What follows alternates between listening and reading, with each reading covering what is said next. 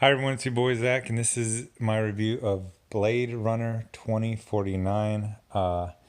I just finished it today. It took me a little over 24 hours, which actually isn't that bad considering it's a long movie, but not as long as I thought.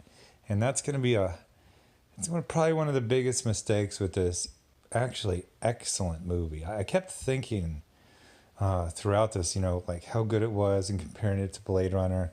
And, also like looking at was it successful? And it looks like no, it looks like it lost the studio about $80 million.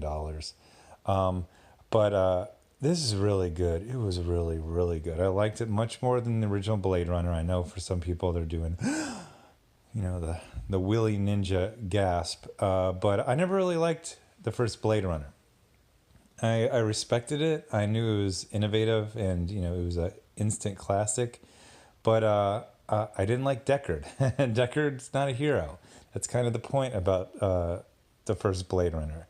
Deckard's a piece of shit, and the replicants, or although the named and classified replicants, because spoiler, spoiler, spoiler, spoiler, spoiler.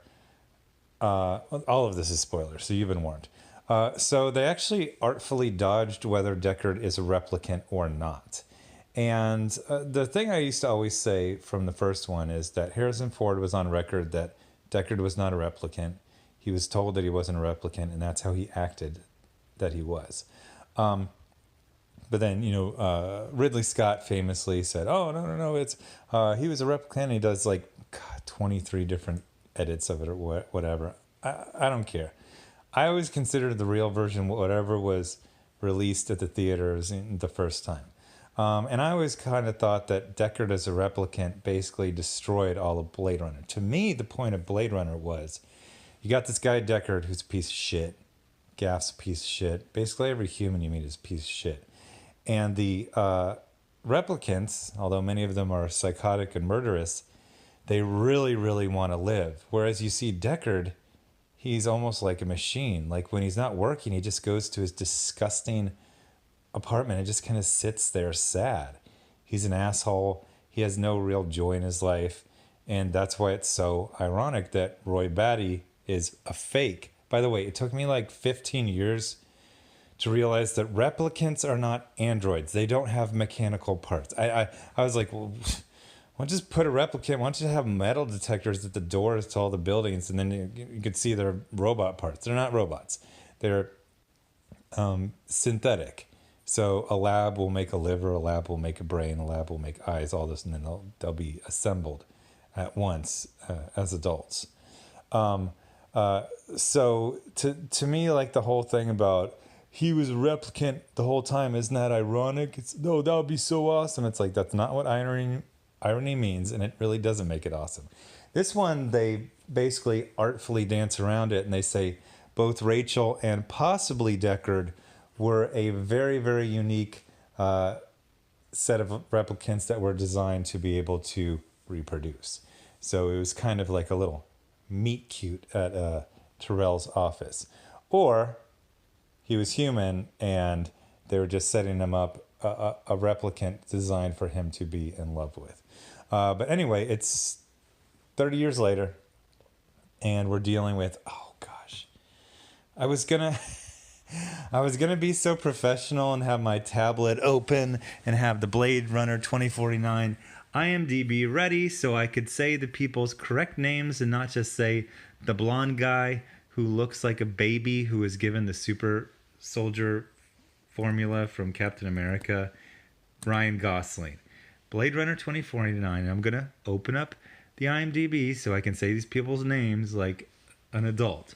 Okay, so Ryan Gosling plays a replicant Blade Runner. They now have replicants be Blade Runners, whose name is K. It's like K something something number letter. He eventually is named Joe. So he's tracking down replicants, and then one of the things I kept thinking about, and this is very, very metatextual, is that Blade Runner and Blade Runner 2049, they fit together very well. Same screenwriter, some of the same They fit together very well. But the first Blade Runner feels like a movie made about events in the Blade Runner universe.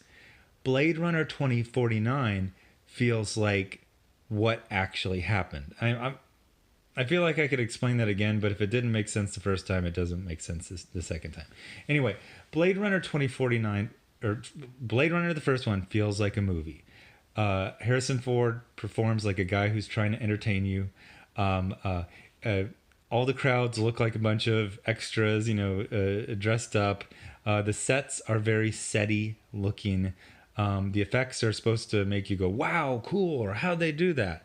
Whereas Blade Runner 2049, it's like, it's just the world and it's people dealing with it. So you see Ryan Gosling retire a replicant, and then you go to his house and it's just depressing. He's a skin job, a replicant. Nobody respects him. He's a slave, and he goes to his horrible, sad thing.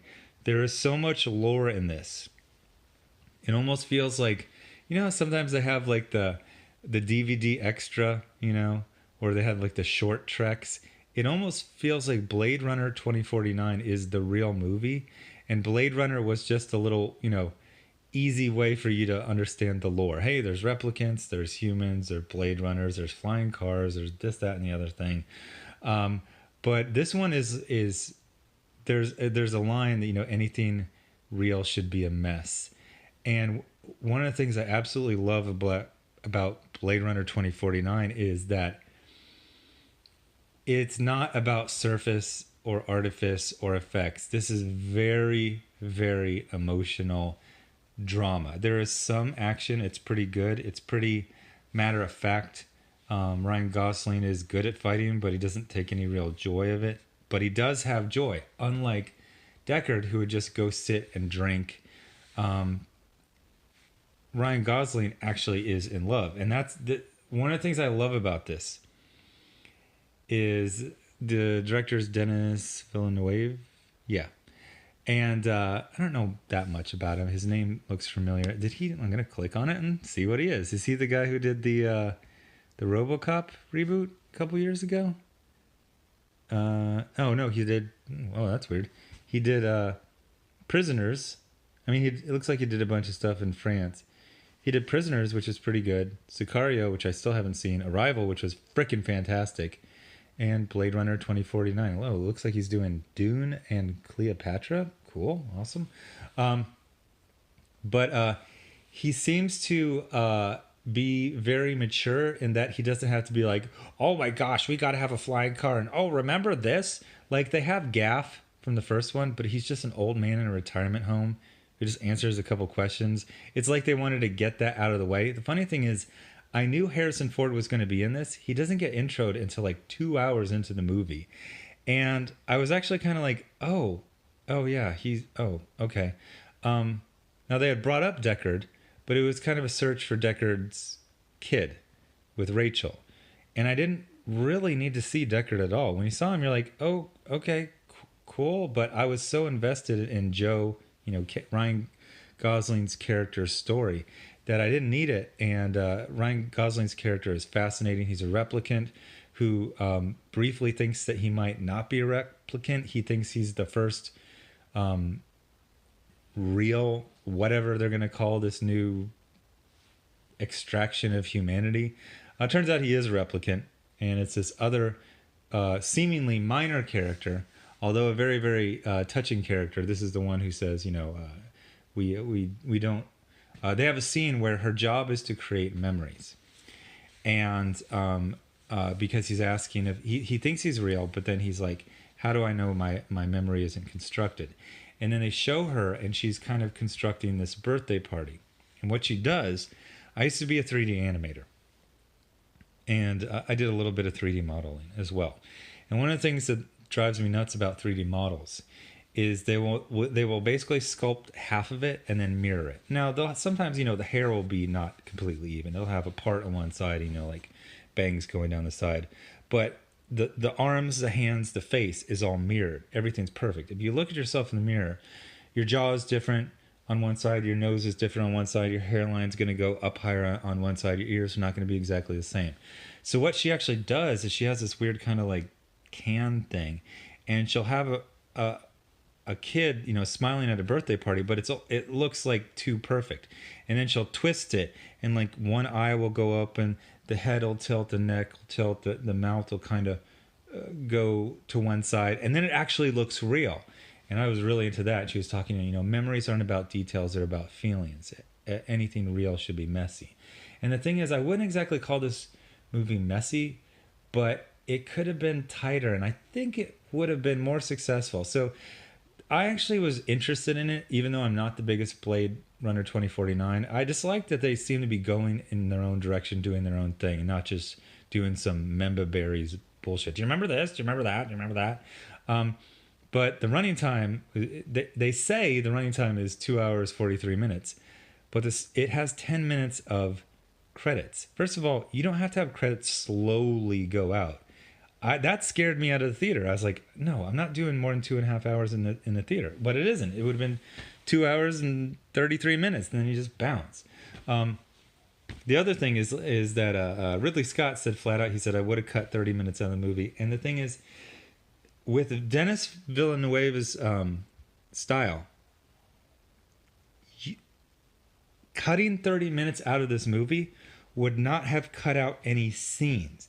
He starts every scene, and it'll be like Ryan Gosling getting out of his car, stepping out, closing the door, telling his drone to go up, giving it orders, then slowly walking. You can just cut to the scene where it's him, his car in the background, and his drone, and you get it. Like, you could have shaved 10, 20, 30 seconds off the beginning and end of every single scene, and you wouldn't have missed any of the dialogue, any of the meat.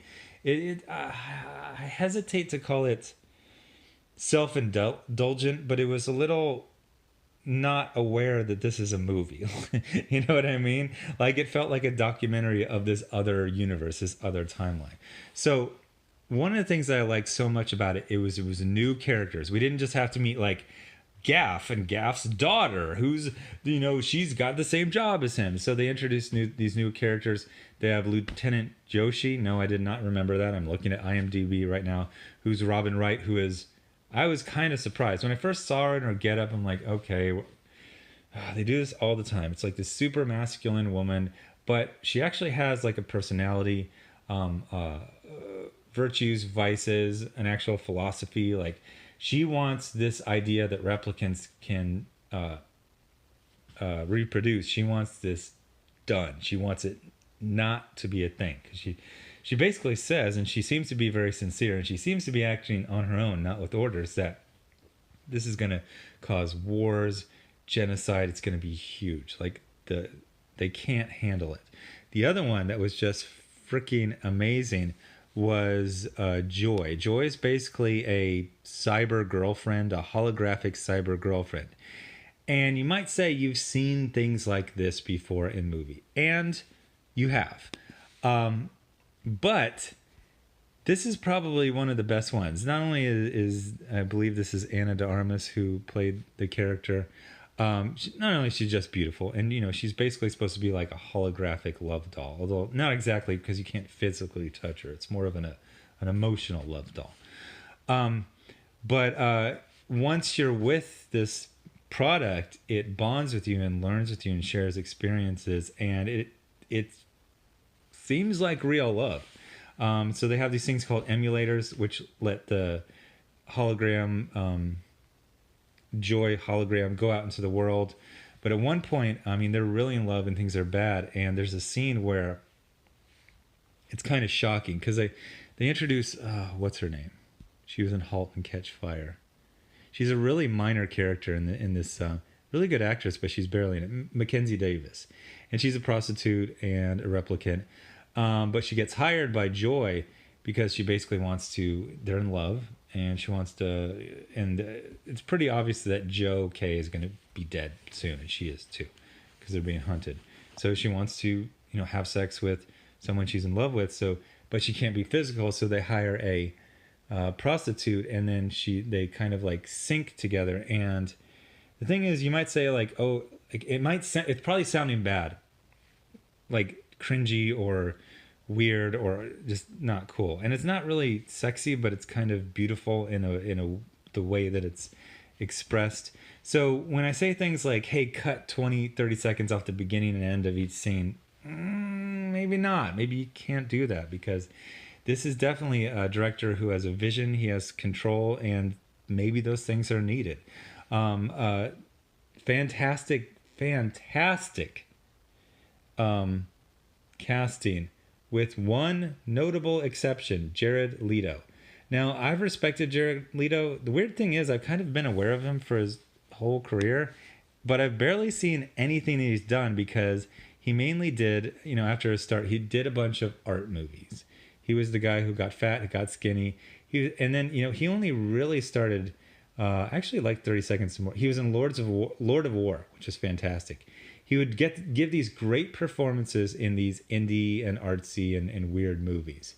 And, he was in American Psycho. He was in Fight Club. He'd always just be like in a little bit, but he was good. But I've seen him in Suicide Squad and, what do you call it? Blanking. Blade Runner 2049. And he's not good. I don't think he gets it. It's like he's good at being artsy and weird, but like I would say he's the worst character in both movies. He's basically just like a straight up supervillain. Like he monologues, he's evil. Terrell is really, really creepy, but he's not necessarily evil. In fact, even when Roy Batty comes to him, I think it's one of the cutout scenes. So I was making fun of extended editions, but I saw the scene and I liked it. I'm not sure which version it's from. They're discussing why they can't extend life. And then Roy Batty, who's a combat model, but he's intelligent. I think he was like an officer combat model. Him and Terrell are discussing all the different things you do to extend life. And he's like, what if you try this? Well, if you try this, this doesn't work. And he goes, what about this? And you see that Terrell is very, very proud of Batty, even though he's a murderer and he's kind of psychotic. He's like, wow, you have a keen mind. You've really been trying to solve this. So, and then Gaff's a jerk, and then Deckard's kind of a piece of shit, but they seem kind of believable. Whereas, God, no, Jared Leto's character, Wallace, is just like a straight up supervillain, and it's just dumb. Although he has this henchwoman whose name is, I never caught anyone's name. Really beautiful actress, really good actress. That's what I'm saying. One of the things about this is the casting was on point. By the way, Dave Bautista is a freaking excellent actor. Dude, seriously, like, no more action movies. I don't want to see Stuber. No more comedies. Just be a dramatic actor. You're freaking great at it. Looking at the cast list, just fantastic movie. I loved pretty much every second of it. I was not bored. I talked about scenes being able to be cut off the beginning and end, but I was engrossed. Freaking Ryan Gosling did a freaking fantastic job. Oh, Harrison Ford. So Harrison Ford's okay, but again, he really wasn't needed, even though it's kind of emotionally at the end, it's given him like a good moment. His style of acting does not match the rest of the actors. He kind of doesn't fit. In fact, if he would have been a hologram, okay, he's a hologram. That's why he's a little off. I would have liked to have a 2-hour version of it without him in it. Oh, okay. Oh, Sean, God, what's her name? I'm blanking on her name. The actress who played Rachel in the original. They do at one point Wallace brings up he's used her specs to create another one that looks just like her, but it's 3D animation and it doesn't look like Sean Young, and it's kind of bad. It should have been cut. I'm kind of waffling whether this could have been a 2-hour movie. I think it could have. Yeah, it could have. 210, and then 210, and people wouldn't have been scared away. But when you say 2 hours 43 minutes, I'm like, oh no. But the thing is, I think if I would have seen it in the theaters, I would have liked it. I've talked about in other reviews where often I'm like ADHD. I watch movies like 1 or 2 minutes at a time. I was able to do 5, 10, 15 minutes at a time on this very long movie, and I absolutely loved it. So definitely recommend, whether you liked Blade Runner, the first one, or not. You do not need to see Blade Runner. You know, there's some scenes where it'll have more impact on you if you did. You don't need to see it. It is fantastically well made. I'm kind of bummed it lost money because I want Brave. You know, well, I mean, I think even the studios and everyone, even though they saw it lose money, they knew that that all the people were talented. So like all the people in this, you know, Dennis Villeneuve, he's gotten um, uh, multiple more jobs. I want to see what this Anna de Armas. She did freaking fantastic. See what else she's in. Oh, she's in the next Bond movie. So yeah, so no one who saw that movie was like, "Oh, what a bunch of clowns! I lost $80 million." I think everyone's like, "That was amazing. Let's hire these people." So anyway, thanks for watching. Subscribe. Make sure you're still subscribed. Hit the bell for notifications. Thanks to everyone giving to the. Oh, that's the stuff I say on my other channel. Anyway, just go see it, and I'll have another review soon. Thanks. Bye.